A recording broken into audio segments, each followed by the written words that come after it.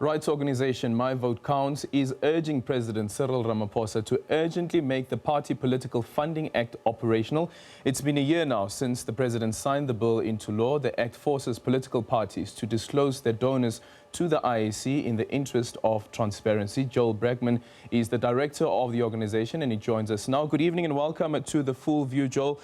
Starting off here, is it your concern as My Vote Counts that this election, the 2021 local government election, will come and go without this law being operational?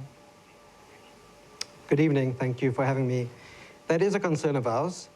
Before the 2019 elections, we had been pushing for President Ramaphosa to sign this into law and to operationalize it, to allow for people to go to the polls with this crucial piece of information.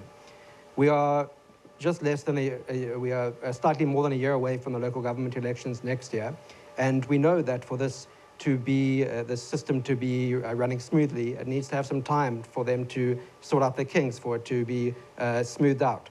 So it's crucial that this is implemented as soon as possible, and that by 2021 local government elections, if things are running smoothly. Does My Vote Count know at all why the president signed the bill into law last year, in January that is, but didn't operationalize it? What was the thinking of the president, or were there people lobbying the president? So we can only surmise, but there is the potential that it was done before the elections.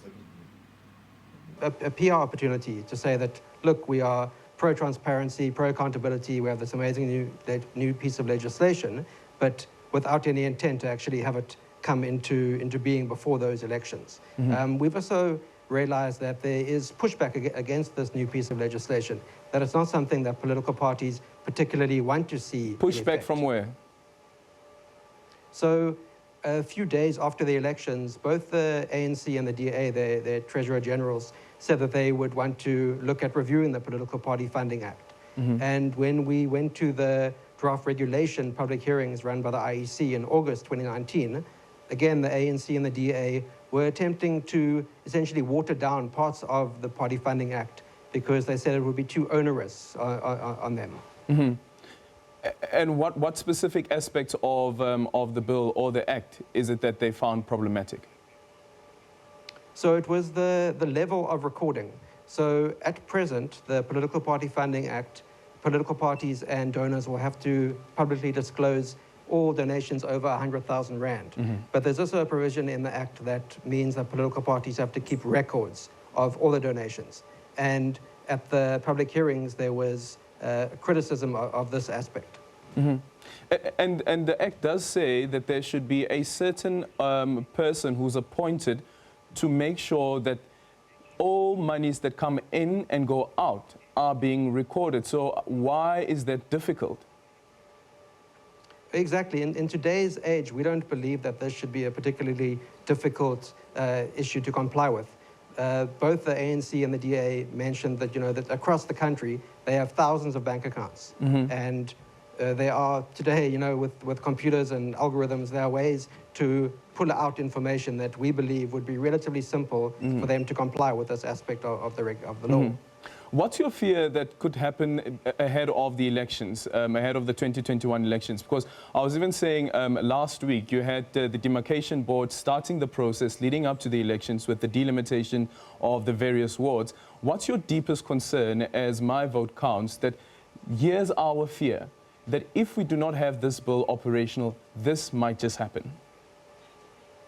So unfortunately, we've seen over the past few years through the work of brave journalists, whistleblowers, the ESCOM inquiry, and now most prominently the Zondo Commission in interstate capture, what has been allowed to happen as a result of there not being this regulation and this accountability and transparency framework. Mm-hmm. So at present, there's still nothing compelling political parties to not, they are still able to take donations from any companies or business people that they seek to. Mm-hmm. And if this isn't in effect before 2021, we are at risk again of private interest essentially being trumping the national interest, because that's what has been happening. Mm-hmm. When you have companies and business essentially paying to play, the national interest is often set aside over very narrow personal self-enrichment.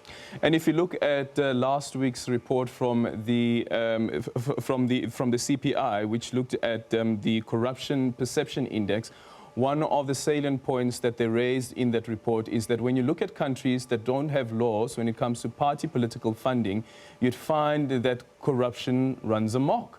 When you compare that, for instance, with countries that do have those laws in place, you find that you can actually trace down where the money is coming from. Exactly. I mean, corruption has many manifestations, and we know that the Political Party Funding Act isn't going to stop corruption in its tracks, but it's a key part of this architecture, of this framework that we need to be building on in our country. Now, our Constitution speaks about the need for accountable, clean, transparent, open governance, which is, for the people and for the Republic. And this is a key piece of that as we sort of work along this democratic project. Do you have a deadline by which the president should respond, and will you be taking the president to court at all? We've asked for a response by early February, and we'll obviously be sharing that publicly as, in terms of what the response is. We are still considering all our options as to what comes next, though. Okay, then thank you so much. That's Joel Bregman, who is the director of My Vote Counts.